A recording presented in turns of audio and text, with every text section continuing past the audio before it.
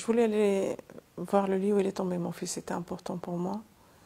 Parce qu'Ahmed, c'était un fils, c'était un ami, c'était un confident, c'était quelqu'un de très très proche. Alors je dis, il faut que je retourne sur le lieu. Peut-être il a laissé quelque chose d'écrit, il a laissé quelque chose pour sa mère. Et ma famille, ils n'ont pas voulu, j'ai insisté et je suis allée. Et quand je suis allée sur le lieu, j'ai rien trouvé à part la trace de sang.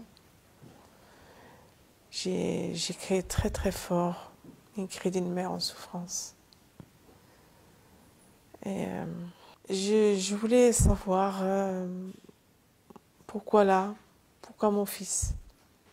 Et je ne sais pas, c'est quelque chose qui a clenché ce moment-là. Et j'ai dit, il faut que j'aille voir où il a grandi Mohamed Marrah, qui il était Mohamed Marrah.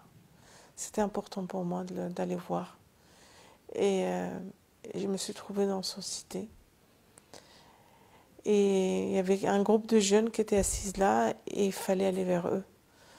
Parce que je voulais demander leur avis et demander où il habite, Mohamed Merah. Mais je ne savais pas qu'il y avait, qu'ils vont me répondre de cette manière-là quand j'ai posé la question, est-ce que vous savez où il habite Mohamed Merah? La première fois, la deuxième fois, et c'est là qu'il me dit, un jeune, mais madame, vous ne regardez pas la télé, vous ne lisez pas les journaux.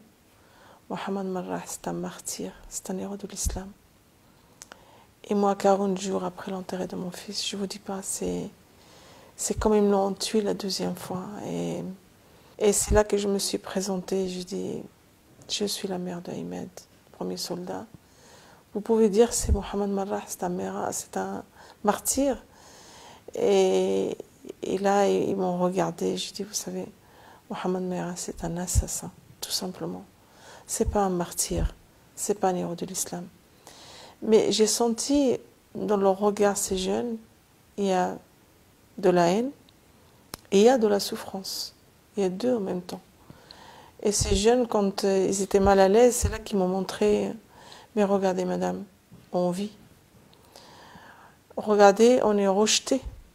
On est oublié de la République, on est complètement oublié. On n'existe pas, on ne sait même pas qui on est.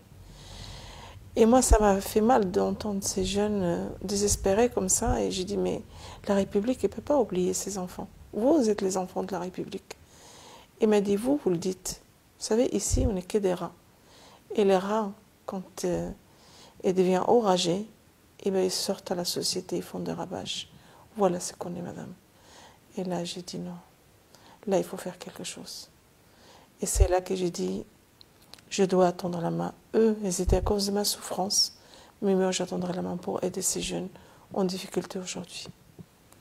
Et ça a démarré de là. Vous savez, aujourd'hui, ça fait quand même 7700 élèves que, depuis le mois de janvier jusqu'au mois de juin que j'ai témoigné.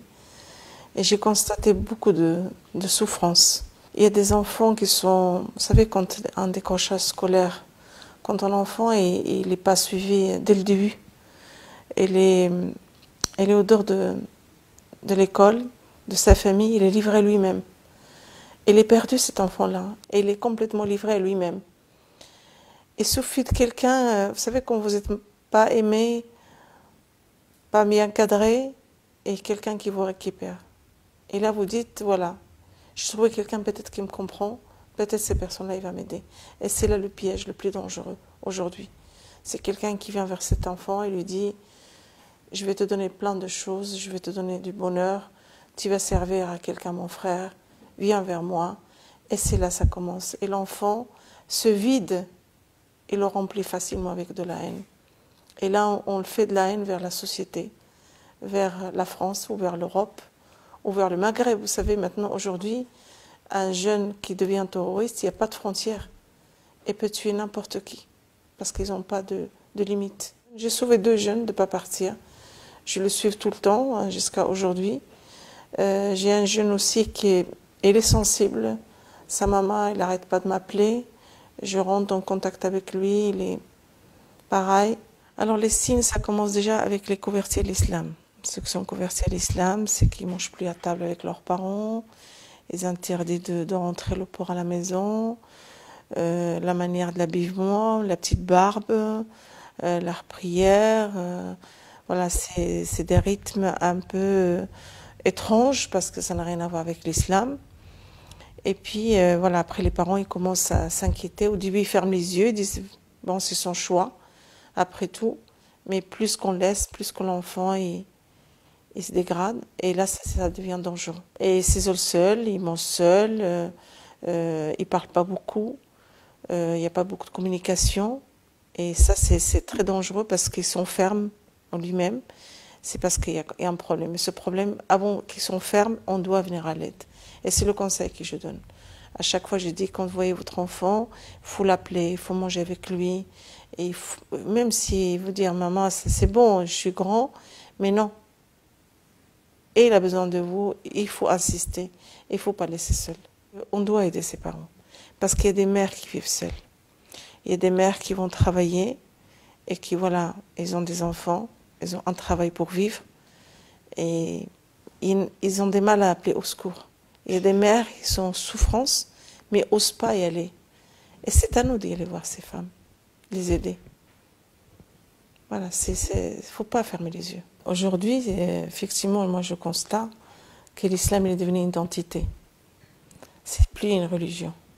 C'est comme une nationalité. Et je ne trouve pas ça normal. Parce que l'islam, c'est une religion comme l'autre. Un enfant, on ne peut pas lui dire, vous êtes musulman. L'enfant, il est français. On ne doit pas le juger parce que soit il porte un signe religieux ou là un couleur ou là des origines. Ça ne veut rien dire. Et aujourd'hui, quand on entend, même à la formation, musulman de France, bah, c'est une identité, ça. Et ça, les jeunes, ils se posent des questions et ils souffrent avec ça. Et c'est pour ça, d'ailleurs, ils ne trouvent pas leur place. Ils ne savent pas s'ils sont français ou ils sont des origines étrangères ou ils sont perdus. Ils ne savent pas leur identité. Et moi, je dis, il faut être soi-même. Je suis française. Ma religion, elle est personnelle, elle est pour moi. Moi, je ne suis pas née en France. Mais pratiquement toute ma vie, elle est ici. Alors, je suis française. Ma religion, elle est personnelle. Elle est pour moi. Et aujourd'hui, malheureusement, la religion est devenue comme une identité. Voilà, comme une nationalité. Et ça, c'est un travail à faire avec des profs, avec les adultes, avec les médias, avec même les politiciens. C'est un travail à faire avec tout le monde. Parce que quand on entend ça, c'est comme quelqu'un qui prend un claque et dit on divise les gens. Et il ne faut pas diviser les gens. Quand on est français, on est français. On est tous les enfants de la République. On aime ce pays et le pays doit nous aimer. On aime la société elle doit nous accepter. Et c'est comme ça que ça prend. Et quand on explique ça à l'enfant, ils peuvent faire son devoir, respecter les valeurs, donner aussi qu'est-ce qu'il peut donner aussi à la France. Mais si on ne donne pas à l'enfant cette chance, l'enfant il est perdu. Les yeux, vous savez, les yeux ça parle. On dit le vivre ensemble c'est important, mais le regard ça joue beaucoup.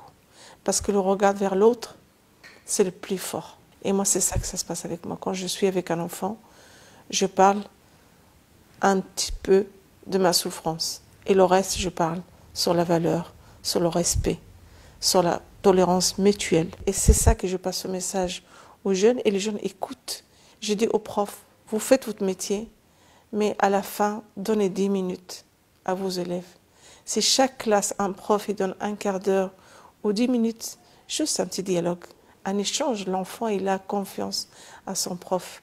Il a confiance à sa maîtresse, il a confiance à son directeur. Il y a un lien qui s'est créé et l'enfant il peut venir sans stress. Il va venir avec joie dans l'établissement scolaire. Je fais ce que je peux et plus que je peux pour tourner la main. C'est important. Parce que ce qui m'arrive à moi, je ne souhaite à personne. Je ne veux pas un autre mère. Voilà, c'est tout ce que mon combat aujourd'hui. C'est un combat d'une mère. J'ai un fils qui mord debout. Il n'a pas voulu se mettre à genoux et je resterai debout. C'est un message qu'il m'a laissé pour moi et pour les autres. Alors c'est très important.